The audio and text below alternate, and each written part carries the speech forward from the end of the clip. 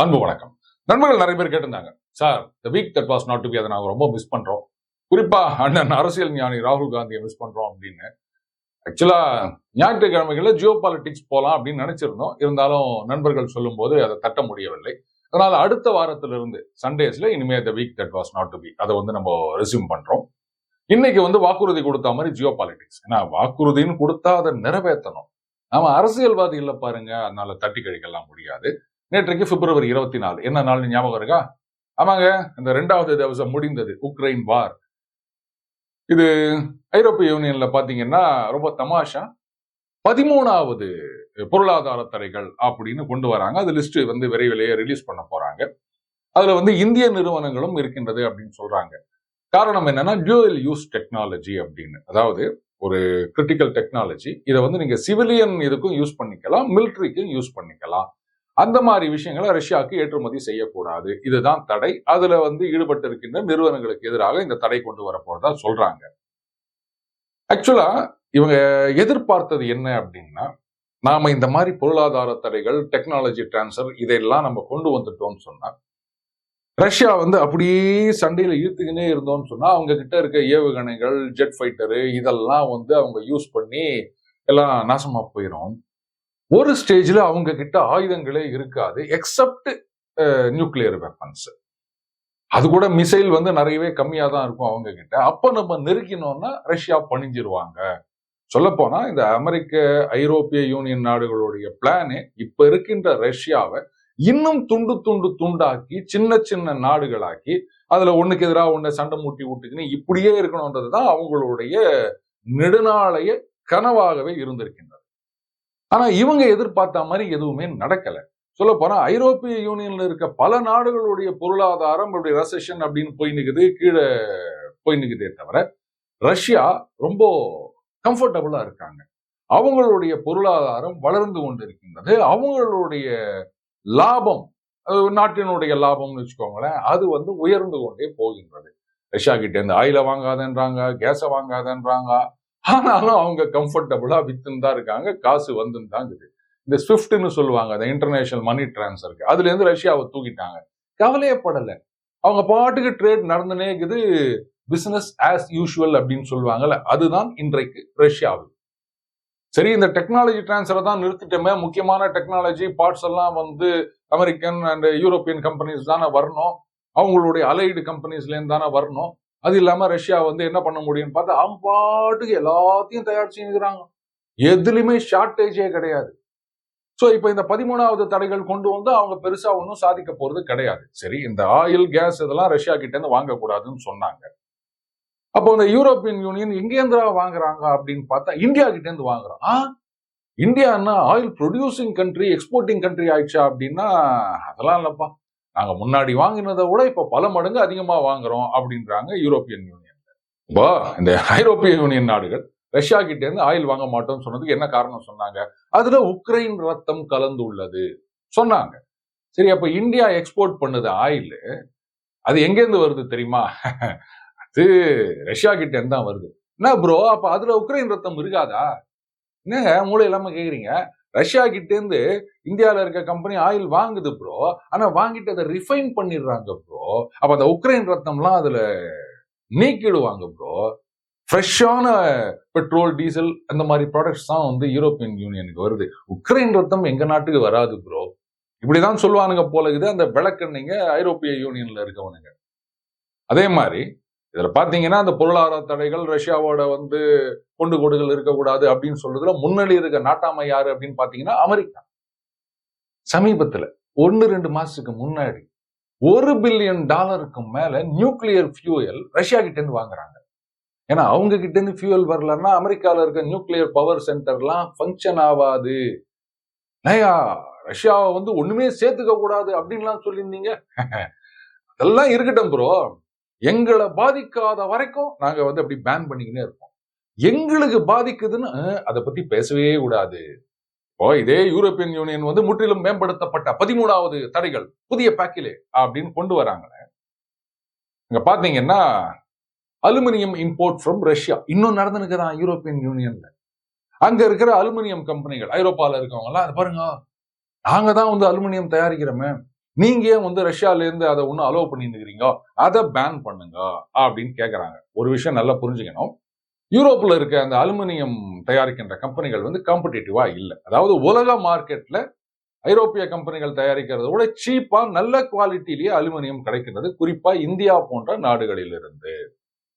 இப்ப என்ன பண்ணிட்டாங்க, அப்ப அவங்க கம்பெனிகள் தான் லாஸ்ட்ல போய் நிக்குது இல்லையா? அதனால ஐரோப்பிய யூனியன் வந்து இனிமே நாங்க வந்து எந்த நாட்டுல இருந்தாவது அலுமினியம் வாங்கணும்னு சொன்னா இந்த கிளைமேட் சேஞ்ச் அதெல்லாம் நீங்க ஃபாலோ பண்றீங்களா, கிரீன் டெக்னாலஜி யூஸ் பண்றீங்களா, பொல்யூஷன் இல்லாம பாத்துக்கிறீங்களா, இதெல்லாம் இருந்தாதான் வந்து நாங்க இம்போர்ட் பண்ணுவோம், அப்படி இல்லைன்னா ஒவ்வொன்றுத்துக்கும் ஒரு டாக்ஸ் போடுவோம். அப்ப என்ன ஆகும், என் ரிசல்ட் ஐரோப்பால தயாரிக்கிற அலுமினியத்தை விட இந்தியாவில தயாரிக்கிற அலுமினியம் வந்து காஸ்ட்லி ஆயிடும். அப்ப அவங்க இம்போர்ட் பண்ண மாட்டாங்க, லோக்கல்லயே வாங்கிப்பாங்க. அவங்க கம்பெனியை ப்ரொடெக்ட் பண்றதுக்கு என்னெல்லாம் கதை விட்டுனுக்குறாங்க. சரி, அப்ப அதே லாஜிக்கை யூஸ் பண்ணி ரஷ்யால இருந்து அலுமினியம் வேணான்னு சொல்லலாம? சண்டை வேற நடந்துருக்குது இல்ல, ஆயில் வேணான்னு சொல்றீங்க, கேஸ் வேணான்னு சொல்றீங்க, அலுமினியம் வேணான்னு சொல்லலாம அப்படின்னா ஐரோப்பிய அலுமினியம் கம்பெனிகள் கோரிக்கை வச்சிருக்காங்க. ஆனால் அந்த ரஷ்யால இருந்து வருகின்ற சீப் அலுமினியம், குவாலிட்டி அலுமினியம், அதை வைத்துக் கொண்டு அந்த ஏர்கிராப்ட்ல இருந்து பல விஷயங்களை தயாரிக்கின்ற கம்பெனிகள் அவங்களும் என்ன பண்றாங்க, யூரோப்பியன் யூனியன் அந்த கமிஷன்ல போயிட்டு அவன் சொல்றான் அப்படின்ட்டு அவன் கம்பெனியை காப்பாத்துறதுக்காக நீங்க ரஷ்யால இருந்து அலுமினியத்தை நிறுத்தி போட்டீங்கன்னா எங்க கம்பெனி அடி வாங்கும். இவன் கொடுக்குற ரேட்டுக்கு நான்லாம் அலுமினியம் வாங்கினா அதுக்கப்புறம் எங்களால இதெல்லாம் சீப்பா ப்ரொடியூஸ் பண்ண முடியாது, குவாலிட்டியா ப்ரொடியூஸ் பண்ண முடியாது அப்படின்ன உடனே யூரோப்பியன் யூனியன் என்ன சொல்லிட்டாங்க, no no no we will not ban Russian aluminium அப்படின்னு சொல்லிட்டாங்க. வெக்கமா இல்ல இதை சொல்றதுக்கு? இவங்க தான் பொருளாதார தடைகள் கொண்டு வராங்களாம். இப்ப சமீபத்துல பாத்தீங்கன்னா அமெரிக்கால புதுசா ஒரு வீதியை கலப்பி நிற்கிறாங்க. பாருங்க, ரஷ்யா வந்து இந்த ஸ்பேஸ் வெப்பன்ஸ், ஸ்பேஸ் நியூக்ஸ், அதாவது அந்த ஸ்பேஸ் இருக்கு இல்லையா, அங்க அணு ஆயுதங்களை கொண்டு செல்லக்கூடிய, அங்க அதை வச்சிருக்கக்கூடிய டெக்னாலஜியை டெவலப் பண்ணிட்டாங்க. இது வந்து அமெரிக்காவுக்கே பெரிய ஆபத்து, உலகத்துக்கே பெரிய ஆபத்து அப்படின்னு ஆரம்பிச்சுக்கிறாங்க. ரஷ்யால கிளீனா சொல்லிட்டாங்க, அது பாருங்க அது மாதிரிலாம் கிடையாது, நாங்க அது மாதிரி செய்யறதாவும் இல்லை. என்ன இப்ப வந்து உக்ரைனுக்கு பணம் கொடுக்கறதுக்கு அமெரிக்காவிலேயே எதிர்ப்பு எழுந்துள்ளது. அதை சரி கட்டுறதுக்காக ஐயோ பார்த்தீங்களா எப்படியாவது ரஷ்யா வந்து நம்ம அமைக்கணும் அப்படின்றதுக்காக பணத்தை கொடுக்கணும்னு இப்படி ஒரு பீதியை கலப்பி விட்டுனுக்குறாங்க அப்படின்றாங்க. ஆனா இன்னைக்கு இவ்வளவு பேசுறாங்களே ரஷ்யா வந்து இந்த மாதிரி ஸ்பேஸ்ல நியூக்ளியர் வெப்பன்ஸை கொண்டு போறாங்க அப்படின்னு. இதெல்லாம் ஆரம்பிச்சது யார் தெரியுமா? 1983ல அன்றைக்கு அமெரிக்க ஜனாதிபதியாக இருந்த ரொனால்ட் ரேகன். அதை வந்து ஸ்ட்ராட்டஜிக் டிஃபென்ஸ் இனிஷியேட்டிவ் எஸ்டிஐன்னு சொல்லுவாங்க, பட் பொதுவா வந்து ஸ்டார் வார்ஸ்னு சொல்லுவாங்க. இப்ப ஞாபகம் வந்திருக்கா? கரெக்ட், அதே தான். அப்ப பாத்தீங்கன்னா யுஎஸ்எஸ்ஆர், சோவியத் ரஷ்யா இருந்தது, அவங்க வந்து இதை எதிர்த்தார்கள். ஸ்பேஸ்ல எல்லாம் நீங்க நியூக்ளியர் வெப்பன்ஸை கொண்டு போய் வைக்கிறதுன்றது ரொம்ப தப்பு அப்படின்னு. ஆனா அமெரிக்கா கேட்கல.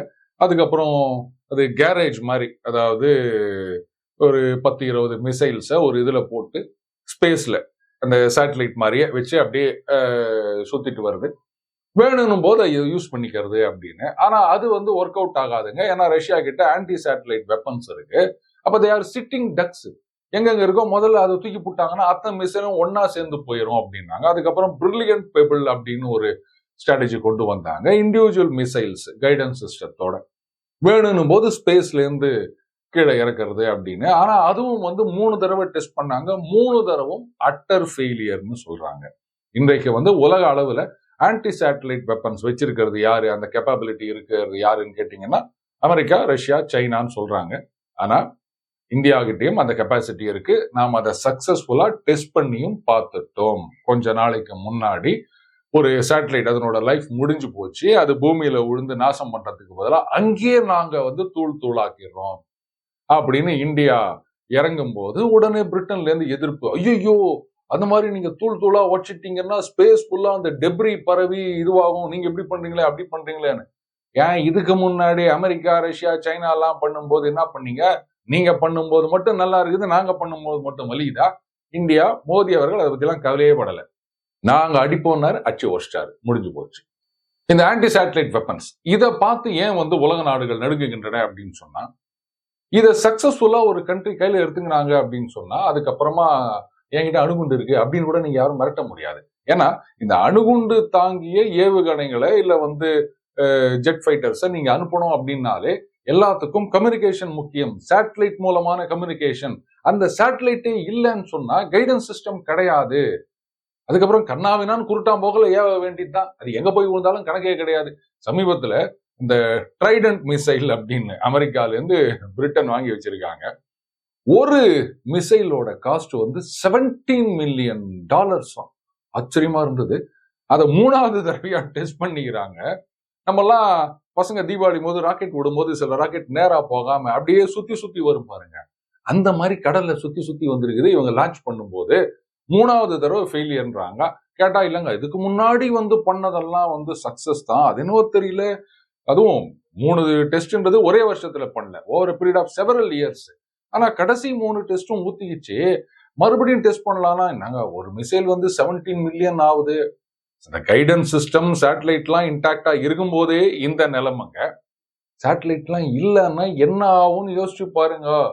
எப்படி அது போய் சேரும்? இன்னைக்கு நாம வந்து அந்த கூகுள் மேப்ஸை போட்டு காதுல மாட்டிக்கலன்னா வழி தெரிய மாட்டுது. ஆனா 10 வருஷத்துக்கு முன்னாடி நம்ம கூகுள் மேப்ஸை வச்சுக்கினா போயிருந்தோம். இன்னைக்கு யாரை கேட்டு இங்க வரணும் அப்படின்னு சொன்னாலும் லொகேஷன் ஷேர் பண்ணு அப்படின்றாங்க. இதை வச்சுதான் நம்ம வந்து நிக்கிறோம். கரெக்டா? நமக்கே இப்படின்னும் போது அப்ப அந்த மிசைல் எல்லாம் என்ன ஆகும் யோசிச்சு பாத்தீங்களா? சோ எதுக்காக இப்படி ஒரு பீதியை கலப்புறாங்க அமெரிக்கால அப்படின்னா, உக்ரைனுக்கு வந்து அடுத்த பேட்ச் ஆஃப் உதவி. இது உதவின்னு சொல்லக்கூடாது, கடன். அதுதான் உண்மை. ஆனா உதவின்னு தான் ஏமாத்தி நிக்கிறாங்க. உக்ரைனுக்கு வந்து பல $100 பில்லியன் அள்ளி குத்துனுக்கிறாங்க அமெரிக்காவும் ஐரோப்பிய யூனியன் நாடுகளும். ஆனா இது கடன் அப்படின்ற உண்மையை உக்ரைன் மக்களுக்கு அண்ணன் ஜெலன்ஸ்கி இது வரைக்கும் சொல்லவே இல்லைங்க. இப்போ உக்ரைன் மக்கள் கடவுளை வேண்டிக்கணும், ஐயா எங்களை வந்து ரஷ்யாவோட அட்டாச் பண்ணிருங்கோ அப்படின்னு. ஒருவேளை போர் நிறுத்தம் வந்து பாதி உக்ரைனோட ரஷ்யா நிறுத்திட்டாங்க அப்படின்னு வச்சுக்கோங்களேன், மீதி இருக்கிற உக்ரைன் அங்க இருக்கிற மக்கள் கடைசி வரைக்கும் உழைச்சி சம்பாதிச்சு ஏற்றுமதி பண்ணி அதெல்லாம் அமெரிக்க ஐரோப்பிய நாடுகளுக்கு கடனை கட்டிக்கினே இருக்கணும். அவங்களுடைய டோட்டல் ஜிடிபியை விட பல மடங்கு அதிகமா இது வரைக்கும் அமெரிக்க ஐரோப்பிய நாடுகள் கடன் கொடுத்துக்கிறாங்க. லெட் அஸ் சே அமெரிக்கால இருந்து $10 பில்லியன் ஜெலன்ஸ்கி உங்களுக்கு அனுப்புறோம் அப்படின்னா உடனே அவருக்கு மொபைல்ல $10 பில்லியன் கிரெடிட் செக் அப்படின்னு வரும். உடனே அண்ணன் ஜெலன்ஸ்கி என்ன பண்ணுவாரு, அந்த பணத்தை அப்படியே அமெரிக்கால ஆயுத தயாரிப்பு நிறுவனங்களுக்கு அனுப்பிச்சிருவாருங்க. இதுதான்.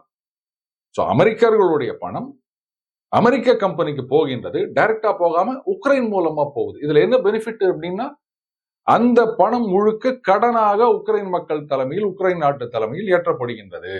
சண்டை முடிஞ்சிச்சுன்னா அதுக்கப்புறம் ஏற்கனவே அதெல்லாம் டீல்லாம் பேசி வச்சிருக்காங்க. உக்ரைன்ல இருக்க பல நிலங்களை வந்து அமெரிக்க கம்பெனிகளுக்கு விற்பது, அதுக்கப்புறம் தொழில் நிறுவனங்கள் அப்படியே ஒட்டுக்கா வந்து அமெரிக்க ஐரோப்பிய நாடுகளுக்கு விற்பது, இப்படி எல்லாம் ஏற்கனவே பேசி வச்சிட்டாங்க. அதனால உக்ரைன் ரஷ்யாவோட சேர்ந்துருச்சுன்னா மட்டும்தான் தப்பிச்சுது. ரஷ்யா கிட்ட போய் கடனை திருப்பி கொடுன்னு கேட்பாங்களா? ஏய் நிறுத்து, எங்க மேல நீங்களே வந்து ஆளை விட்டு கொண்டு போட்டு இப்ப அந்த நாட்டுக்கு கொடுத்த கடனை என்கிட்ட திருப்பி கேட்கிறீங்களா? போயிட்டு வா அப்படின்னு அண்ணன் புட்டின். ஒரு எண் கேமே இல்லாம இந்த யுத்தத்தில் இறங்கி விட்டார்கள் அமெரிக்க ஐரோப்பிய நாடுகள். ஒரு அறவேக்காடு விளக்கெண்ணெய் காமெடியன் ஜெலன்ஸ்கி, அவர் பதவியில் இருக்காரு. ஆனா எந்த அரசு பதவியிலும் இல்லாத அவரது மனைவிய உலக நாடுகளுக்கு, ஐரோப்பிய நாடுகளுக்கு அனுப்பி உக்ரைனுக்கு உதவி பண்ணுங்க அப்படின்னு நிதி கேட்க போயிருக்காங்க. போற போக்குல பல மில்லியன்கள் நகையா வாங்கி குவிக்கிறது அப்படின்னு செலவு பண்ணிட்டு இருக்கிறாங்க. ரைட்டு, பல பில்லியன் அவங்க கொடுக்குறாங்க, அதனால ஒரு சில மில்லியன் செலவு பண்ணா என்ன ஆச்சு அப்படின்னு நினைச்சிட்டாங்க போல இருக்குது.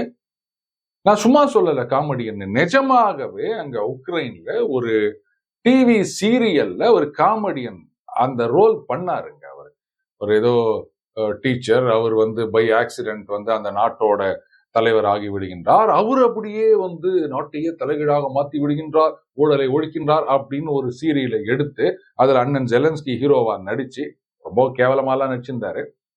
அதை பார்த்து ஜனங்க ஓட்டு போட்டு அவரை தேர்ந்தெடுத்து தலைவரா உட்கார வச்சிட்டாங்க. அவர் பார்த்தாரு, அது மட்டும் இல்ல, ஒய்ஃப் நகை வாங்குறதோட இல்லாம இவரும் ஏகப்பட்ட சொத்துக்கள் எல்லாம் அமெரிக்கால வாங்கி இருக்கிறதா சொல்லியிருக்காங்க. சோகா அவர் செட்டில் ஆயிடுவாரு. கஷ்டப்பட போறது உக்ரைன் மக்கள் தான், வேற யாரும் கிடையாது.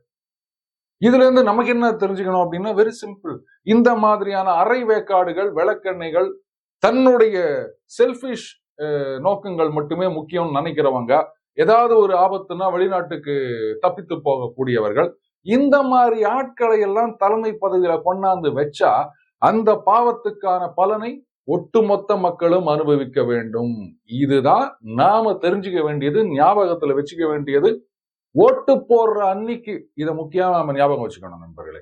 கடைசியா அது ஒரு பஞ்சுன்னு கூட சொல்லலாம்.